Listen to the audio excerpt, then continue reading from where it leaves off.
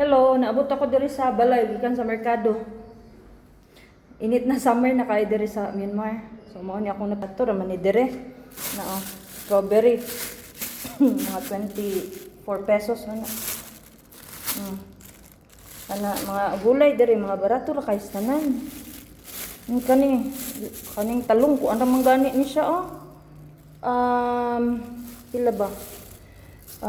12 plus mga 18 pesos ra ni. 18 pesos ra pitong daghana. Barato ra kay tanan diri. Mais. Isda. Ang mahal-mahal diri kaning ani mga cuttlefish, kaning mga squid, may mahal-mahal diri. Pero kung i-compare nimo dito sa Pilipinas, mas mahal pang Pilipinas, mas duol og dagat. Kay diri man gud layo kay sila sa dagat. Nakadto ko sa ilang beach. Mo na utoy manindot kay nga beach nila, nindot kasi nga og sunset.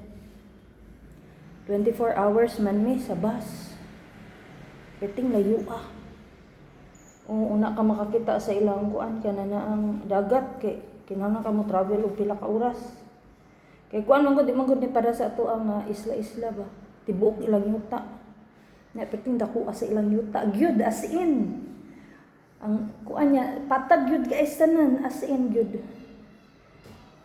So actually ang Myanmar kuan nindot jud siya nga country kung wala palay gubot-gubot pero kuan gyud sila kanang nindot gyud ilahang kuan dere kanang dako kay sila og area gyud nya mo ang accommodation free mi accommodation dere wala may problema sa balay.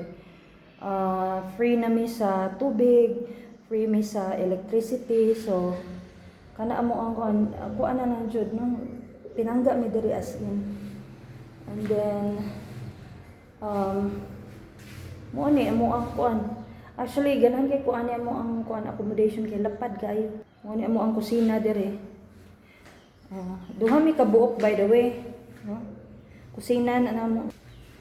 Kani siya mo ni ako ang kwarto. Di sa nako pakita na kay ako bag kun abot kani siya nga kwarto sa ako ning isa ka kauban. Duha ra man mi ka buok. Nya kani mo sala-sala na mo. Mo sala-sala na mo. So mo na siya. Okay kayo diri sa Myanmar. Salamat.